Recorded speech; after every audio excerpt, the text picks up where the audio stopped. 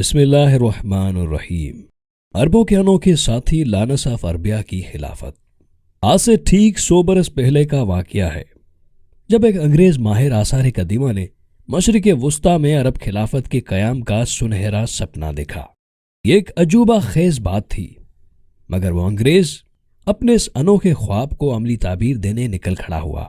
اس انگریز کا نام ٹی لانس تھا، جو دنیا بھر میں لانس آف عربیہ کے عرف سے زیادہ جانا گیا۔ لیکن ٹی لانس کا خواب شرمندہ تعبیر نہ ہو سکا، کیونکہ اس کی اپنی برطانوی حکومت نے فرانسیسیوں اور روسیوں کے ساتھ مل کر عرب علاقے ہتھیانے کا خفیہ پروگرام بنا لیا۔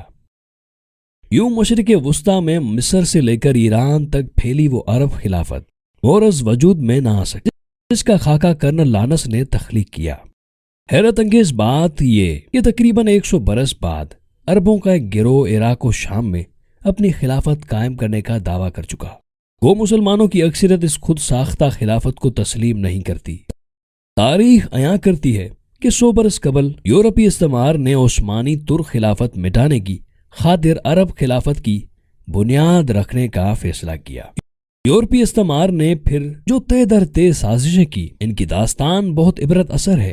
وہ عیاں کرتی ہے کہ جب بھی مسلمان اتحاد و یگانگت چھوڑ کر تقسیم ہوئے، ذلت و زوال کے گھڑوں میں جا گرے۔ یہ داستان بتاتی ہے کہ شروع میں یورپی استعمار نے عثمانی ترک خلافت ختم کرنے کے لیے عربوں کو سہانے سپنے دکھائے، لیکن جو جو کامیابی نزدیک آئی، اس نے مشرق وسطیٰ پر قبضہ کرنے کا تہیہ کر لیا۔ وہ یوں کہ نئی عرب ریاستیں تشکیل دے کر وہاں کٹ پتلی حکمران بٹھا دیے جائیں۔ سن 1888 میں برطانوی علاقے ویلز میں پیدا ہونے والا ناجائز بچہ لانس بلحاظ پیشہ ماہر آثار قدیمہ تھا۔ چھوٹا ہی تھا کہ تاریخی عمارات دیکھنے ذوق و شوق سے جانے لگا۔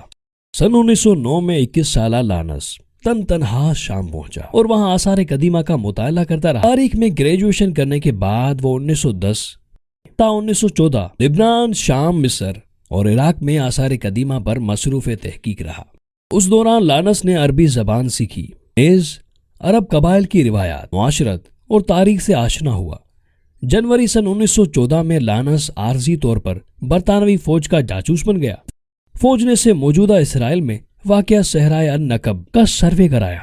عثمانی ترک فوج اسے پار کر کے مصر پر حملہ آور ہو سکتی تھی، جہاں انگریزوں نے قبضہ کر رکھا تھا۔ اس زمانے میں مصر کو چھوڑ کر بیشتر مشرق وسطیٰ یعنی شام، عراق، اردن، سعودی عرب، لبنان اور اسرائیل عثمانی ترک خلافت میں شامل تھا۔ جولائی سن 1914 میں پہلی جنگ عظیم چھڑ گئی۔ اس میں جرمنی اور عثمانی ترک اتحادی تھے، جن کا برطانیہ اور فرانس سے مقابلہ ہوا۔ برطانیہ اور فرانسیسی اتنے طاقتور نہیں تھے کہ وہ مشرق وسطیٰ میں لشکر کشی کر دیتے، لیکن انگریز جانتے تھے کہ مشرق وسطیٰ میں بیٹھے ترک بحر ہند میں برطانوی تجارت کی ناکہ بندی کر کے برٹش امپائر کو معاشی طور پر تباہ کر سکتے ہیں۔ اس لیے مشرق وسطیٰ میں ترکوں کے خلاف جنگ چھیڑنا اشد ضروری ہو گیا۔ مگر کس طرح؟ اس مسئلے کا حل مشرق وسطیٰ میں موجود عربسٹوں نے نکالا۔ یہ اصطلاح ان عیسائی دانشوروں اور ادبا کے لیے استعمال ہوتی ہے، جنہوں نے مغربی استعمار کی آشیر بعد سے مشرق وسطیٰ میں 19ویں صدی کے دوران عرب قوم پرستی کی بنیاد رکھی۔ اس تحریک کے ذریعے مختلف ہتھ کنڈوں سے عربوں کو ترکوں کے خلاف ابھارا گیا۔ مگر یہ حقیقت ہے، عثمانی ترک حکومت کی ناانصافیوں نے بھی عرب قوم پرستی کو پنپنے میں مدد دی۔ 20ویں صدی کے آغاز تک یہ تحریک جڑ پکڑ چکی تھی، چنانچہ برطانیہ اور فرانس نے طے کیا کہ عرب قبائل کو عثمانی ترکی کے خلاف بغاوت پر آمادہ کیا جائے۔ لیکن پھر یہ سوال پیدا ہوا کہ وہ کس طرح؟ لانس آف عربیہ نے ہی اس کٹھن سوال کا جواب دیا۔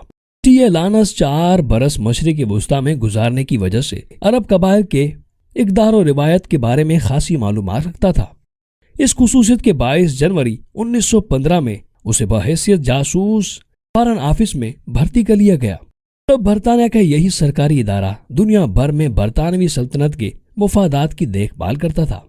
اس کی پہلی تعیناتی فارن آفس کی قاہرہ شاخ میں ہوئی۔ یہ قاہرہ شاخ ہی ہے جہاں 1915 میں لانس اور دیگر برطانوی مدبریہ نظریہ سامنے لائے کہ کسی عرب سردار کو خلافت بنانے کا لالچ دیا جائے، ایسی عرب خلافت جو تقریباً پورے مشرق وسطیٰ پر محیط ہو۔ یوں وہ شان و شوکت اور طاقت میں عباسی خلافت کی ہمسر بن جاتی، جو اپنے وقت میں دنیا کی سپر پاور تھی۔ درج بالا نظریے کے سلسلے میں ٹی لانس ہی نے ایک مبسوط مقابلہ لکھا اور اس میں عرب قبائل کی تاریخ، قبائلی اختلافات، تہذیب و معاشرت اور اطوار تفصیل سے بیان کیے۔ مقابلے میں لانس نے لکھا کہ مشرق وسطی کے سنی عرب قبائل کو متحد کر کے ایسی خلافت کا قیام ممکن ہے جو طاقت و حشمت میں عباسی خلافت کے ہم پلہ بن جائے۔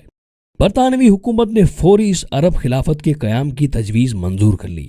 چنانچہ مشرق وسطی میں ایسے طاقتور عرب سردار کی تلاش شروع ہوئی جو بغاوت کا سرگنا بن سکے۔ انگریزوں کی نظر میں شریف مکہ حسین ابن علی پر جا کر ٹھہر گئی۔ حسین ابن علی خادم حرمین شریفین کی حیثیت سے عرب قبائل میں شہرت رکھتا تھا۔ مزید برآں پہلے ہی اس کے دل میں شاہ حجاز بننے کی تمنا سمائی ہوئی تھی۔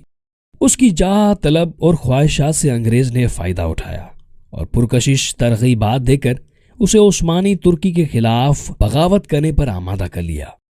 یہ جولائی 1916 کی بات ہے۔ اکتوبر 1916 میں ٹی ایس لانس کو حجاز بھجوایا گیا تاکہ وہ حسین ابن علی کی فوج کے ساتھ مل کر عثمانی ترکوں کی چوکیوں پہ حملہ شروع کر سکے۔ تب تک وہ کیپٹن بن چکا تھا۔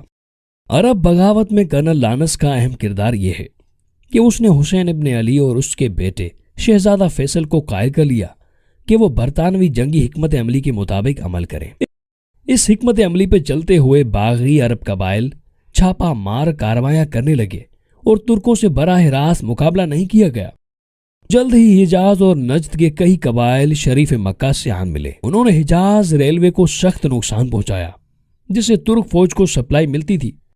سپلائی کٹنے سے عرب شہروں میں مورچہ بند ترک فوج محصور ہو گئی۔ برطانیہ نے شریف مکہ کی عرب فوج کو جدید اسلحہ دیا اور مالی امداد بھی دی۔ آنے والے 2 برس میں ٹی ایس لانس کی رہنمائی میں اس عرب فوج نے حجاز اور نجد میں کئی اہم قلعے ترکوں سے ہتھیا لیے۔ ان کامیابیوں کی بدولت وہ عرب فوج کے کمانڈر شہزادہ فیصل کا دست راست اور لیفٹیننٹ کرنل بن گیا۔ دلچسپ بات یہ ہے کہ جب مشرق وسطی میں کرنل لانس عربوں کے ساتھ مل کر ترکوں سے نبرد آزما تھا تو برطانیہ، فرانس اور روس کی حکومت جنگ عظیم میں کامیابی یقینی دیکھ کر مشرق وسطی کے حصے بکھرے کرنے کا معاہدہ تیار کرنے لگی۔ نومبر سن 1915 سے معاہدے پر بات چیت شروع ہوئی اور وہ مئی سن 1916 میں پائے تکمیل تک پہنچ گیا۔ تاریخ میں یہ معاہدہ سائکس پیکوٹ معاہدہ کے نام سے مشہور ہوا۔ اس معاہدے کی روح سے موجودہ عراق، کویت، اردن اور اسرائیل کے علاقے انگریزوں کے حصے میں آئے۔ لبنان، شام اور شمالی مشرقی ترکی فرانسیسیوں کو ملے، جبکہ استنبول سمیت بقیہ ساری ترکی روسیوں کو مل گیا۔ مغربی مورخین کا دعویٰ ہے کہ کرنل لانس سائکس پیکوٹ معاہدے سے بے خبر تھا۔ جب اواخر سن 1918 میں مشرق وسطی میں ترک فوجوں کو شکست ہوئی، پھر اسے معاہدے کا علم ہوا اور اس کی بابت جان کر قدرتاً حسین ابن علی کے علاوہ کرنل لانس کو بہت صدمہ پہنچا۔ برطانوی حکمران اب ہرگز نہیں چاہتے تھے کہ مشرق وسطی میں طاقتور عرب خلافت کا قیام عمل میں آئے۔ یوں عرب طاقت پا کر علاقے میں برطانوی تجارتی و معاشرتی مفادات کے لیے خطرہ بن جاتے۔ مغربی طاقتیں مشرق وسطی میں چھوٹی عرب ریاستیں قائم کرنا چاہتی تھی تاکہ عرب طاقت تقسیم ہو کر کمزور ہو جائے۔ مزید برآں برطانوی حکومت کا ایک بااثر رکن وزیر خزانہ ڈیوڈ لائٹ جارج، جو بعد ازاں وزیر اعظم بھی بنا، انتہا پسند عیسائی تھا۔ ان عیسائیوں کو آج کل عیسائی صہیونی کہا جاتا ہے۔ یہ عیسائی سمجھتے ہیں کہ یہودی فلسطین کے اصل مالک ہیں اور یہ کہ مسجد اقصیٰ کی شہادت کے بعد جب ہیکل سلیمانی تعمیر ہوگا تبھی حضرت عیسیٰ زمین پر نزول کریں گے۔ دسمبر سن 1916 میں یہی ڈیوڈ لائٹ جارج برطانوی وزیر اعظم بن بیٹھا۔ اس نے پھر صہیونی رہنماؤں سے وعدہ کیا کہ فلسطین میں انہیں ایک علیحدہ وطن اسرائیل دیا جائے گا۔ نومبر سن 1917 میں ہونے والا اعلان بلفور اسی وعدے کی عملی شکل ثابت ہوا۔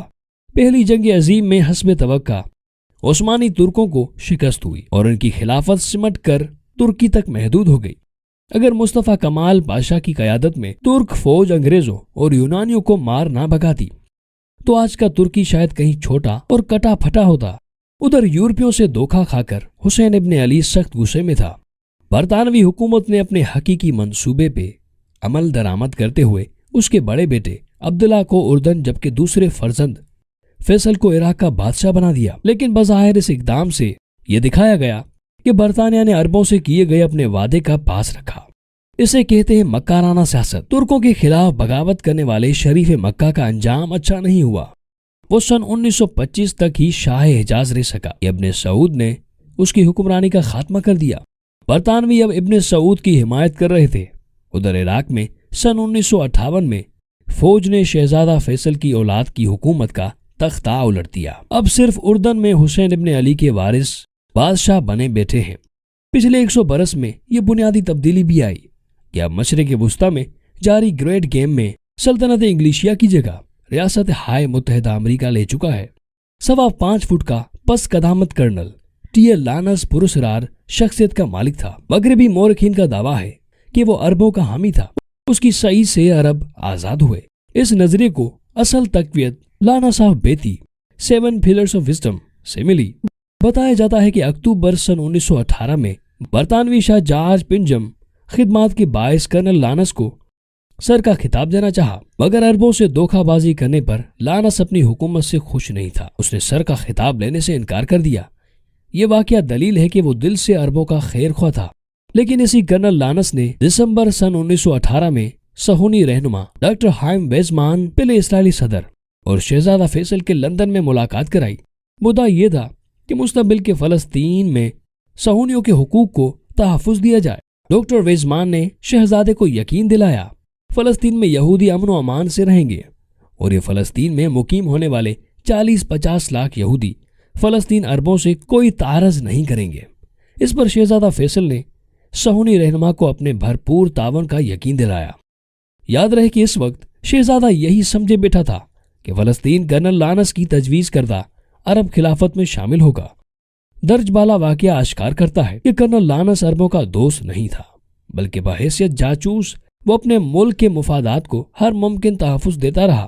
نیز اس نے اپنی آپ بیتی میں خود کو تو ہیرو دکھایا ہے، جبکہ عرب پسماندہ، جھگڑالو اور اجڑ دکھائے گئے۔ یہ عمل لانس کا تعصب عیاں کرتا ہے۔